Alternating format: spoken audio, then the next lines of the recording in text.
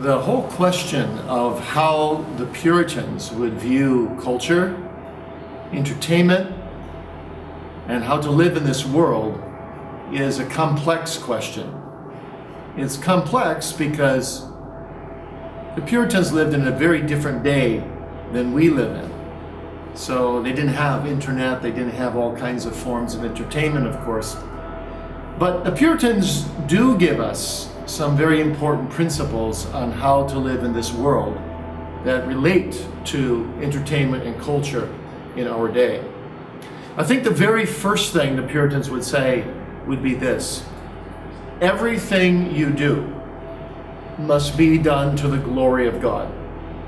The Westminster Shorter Catechism, the famous first question is, what's the supreme purpose of man, the chief end of man? Chief end of man is to glorify God and to enjoy Him forever. So that's the foundational principle on which the Puritans would look at the whole of life, every area of life, including entertainment and culture. So the very first thing that a Puritan would ask when addressing a question of culture or entertainment would be, how can this be redeemed for God? And how can it glorify God? Let's take, for example, if the Puritans lived in a day where there was an R-rated movie, we would say, or a movie with a lot of immoral indecency in it, but it's not pornographic altogether. The Puritans would look at that movie and say, if I'm watching it, I'm participating in it. So if someone was standing in my living room and was lying 5 times an hour, insinuating, committing adultery 2 times an hour, would I allow that person into my home? The answer is obvious. Of course you wouldn't. So the Puritans would say, you don't allow evil to enter through your eye gate, through your eyes, or through your ears, unless you're in a situation where you can't prevent it. But entertainment is your own choice. So you should only choose that form of entertainment that brings glory to God.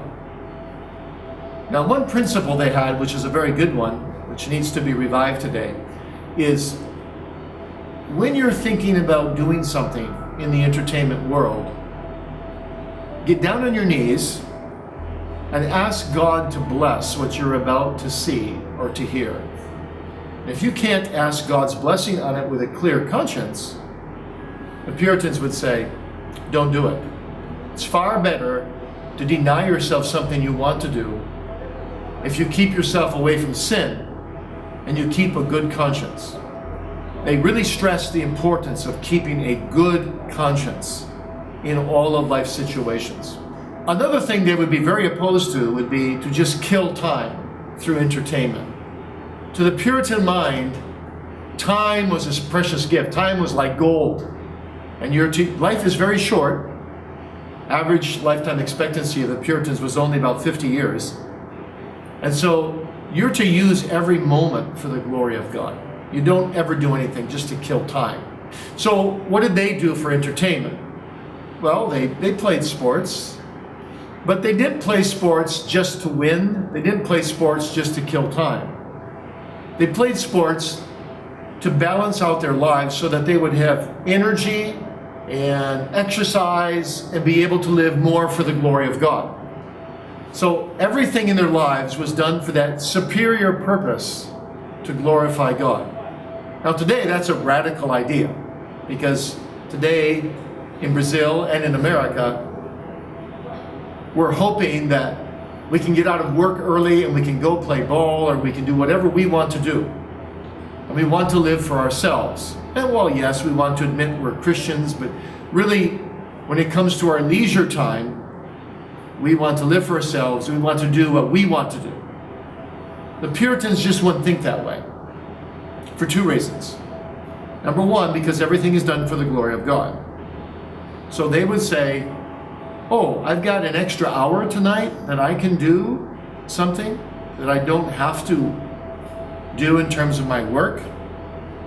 What can I do tonight that can most glorify God? Can I go evangelize someone? Or should I glorify God the most by getting some exercise and getting some energy back in my body? But it was always about what would God want me to do, not what would I want me to do. So that's a fundamental difference. The second difference is a practical one. The Puritans averaged 11, 12, 13 hours a day in work. And so they didn't have a lot of leisure time.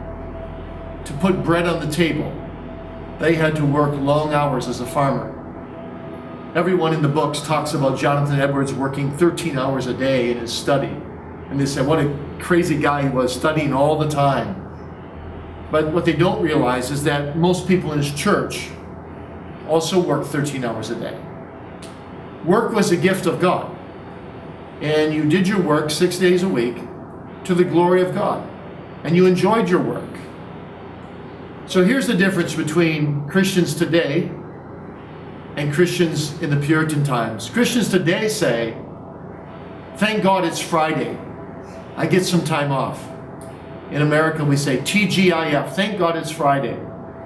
The Puritans would say TGIM, thank God it's Monday. I get to go to work and glorify God.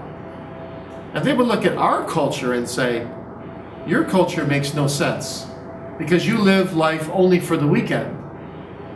We live life all 7 days a week to the glory of God. So we look at them and we feel sorry for them. They're working all the time. They look at us and they feel sorry for us because we're living only for the weekend. And they enjoy their work because they're doing everything to the glory of God. The Puritans would stress in terms of leisure time and in terms of culture, in terms of entertainment, what can we do together as a family in these few hours we have that we can spend time where we don't have to work? So they would want to take the family and have the family do something together that can bring glory to God and can enjoy each other and enjoy each other's fellowship. So I think they lived in a different age, different culture, but they still have some principles that we can learn from today. And the main one is, let's live for the glory of God alone. So in conclusion, I think the primary emphasis of the Puritans that makes them so different from us is that the glory of God is a supreme element of their daily living. It's actually in their thinking patterns. From morning to night, how can I live most for the glory of God? In my actions, in the words I speak, but also in the thoughts that go through my mind. I want to discipline my mind. I want to obey Paul, who said, bring every thought into captivity to the obedience of Christ.